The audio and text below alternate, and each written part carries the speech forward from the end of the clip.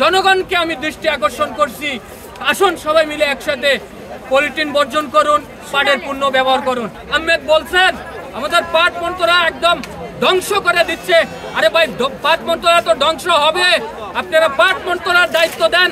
যিনি প্লাস্টিকের কোম্পানির এজেন্ট, তাকে দেন পাট মন্ত্রণালয়ের দায়িত্ব। তো আমাদের বাংলাদেশের রাষ্ট্রীয় সম্পদ পাটের মূল্যায়নটা সে কোথা থেকে দিবে? আমি এতে আবারও নিন্দা প্রতিবাদ জানাই। আজকে এখানে কেন্দ্রীয় শহীদ মিনারে অবস্থান কর্মসূচি আমি পালন করছি কেন? আমি সরকার, প্রশাসন, জনগণকে আমি দৃষ্টি আকর্ষণ করছি, আসুন সবাই মিলে একসাথে পলিথিন বর্জন করুন, পাটের পণ্য ব্যবহার করুন। আপনারা জানেন এগিয়েছি কত দূর, যেতে চাই বহুদূর। পরিবর্তন সম্ভব, পরিবর্তন চাই। কিসের পরিবর্তন চাই? কিন্তু আমাদের রাষ্ট্রীয় সম্পদ সোনালী আঁশের পরিবর্তন চাই। আজকে রাষ্ট্রীয় সম্পদ, এটি দিয়ে বিশ্ব চিনেছে বাংলাদেশের নাম সোনালী আঁশ পাট দিয়ে, অথচ সেই পাটের আজকে কোনো মূল্যায়ন হয় না। আমি আজকে আরো একজনের মানুষের কথা স্মরণ করছি, যিনি যারা ডিগ্রি পড়েন, তিনিও একজন জাতীয় কবি, কাজী নজরুলের কবিতা পড়ে তাদের কাছ থেকে কিছু জ্ঞান অর্জন করেন, অথচ সে মারা যাওয়ার সময় বিনা ট্রিটমেন্টে মারা গেছে, বিনা ইয়াতে না খাওয়া কিন্তু না খায়া কিন্তু মারা গেছে। আসলে যাদের ভিতরে দেশপ্রেম থাকে তাদের ভিতরে কিচ্ছু থাকে না।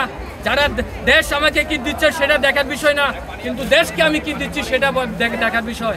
কিন্তু ওই দেশের মানুষকে আমি আবারও আহ্বান করব, আসুন আমরা সবাই পলিথিন বর্জন করি, পাটের পণ্য ব্যবহার করি। সোনালী আঁশের সোনার দেশ, পাট পণ্যর বাংলাদেশ।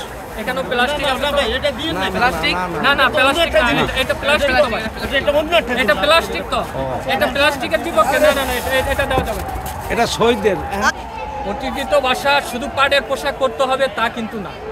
আপনারা পাটের অন্য অন্য পণ্য ব্যবহার করেন, আপনারা বাজারের এরকম করে একটা পাটের ব্যাগ ব্যবহার করেন, এরকম করে একটা পাটের ব্যাগ ব্যবহার করেন, একটা ওয়াল ক্যাপ ব্যবহার করেন, একটি পর্দা ব্যবহার করেন। 279টা পণ্য পাটের তৈরি করার আপনারা ইতিমধ্যে জানেন। কিন্তু বাংলাদেশে 64টা জেলা রয়েছে। আমি সরকারকে আহ্বান করব, অনুরোধ করব, বাংলাদেশের 64টা জেলার ভিতরে যেন প্রতিটা মার্কেটে যেন প্রতিটা জেলাতে যেন একটি করে মার্কেট করে দেওয়া হয়।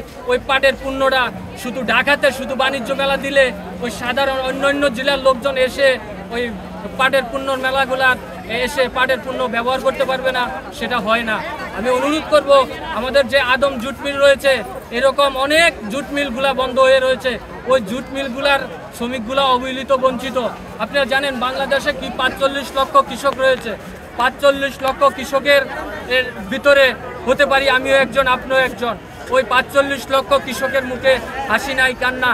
আমার উদ্দেশ্য একটি, সঠিকভাবে কৃষকরা ফসল পাক, দাম পাক, আবার পাটটা উৎপাদন করতে বৃদ্ধি হোক, কৃষকরা যেন পাটের সঠিক দামটা পায়, আবার যেন বিশ্বের দরবারে আমরা সোনালী আঁশ পাটের পণ্যটা ব্যবহার করতে পারি। এখানে আমি এই সংগঠনের মাধ্যমে এতদিন যাবৎ একা একা করছি, পরে মামুন ভাই বললো আপনি একটা সংগঠন করেন, বাদল ভাই বললো, সুমা বললো, সুমার নেতৃত্বে আজকে একটি সংগঠন করা হয়েছে। সংগঠনের নামটি আমি কিন্তু প্রকাশ করে দিচ্ছি, বাংলাদেশ কৃষক শ্রমিক মুক্তি আন্দোলন।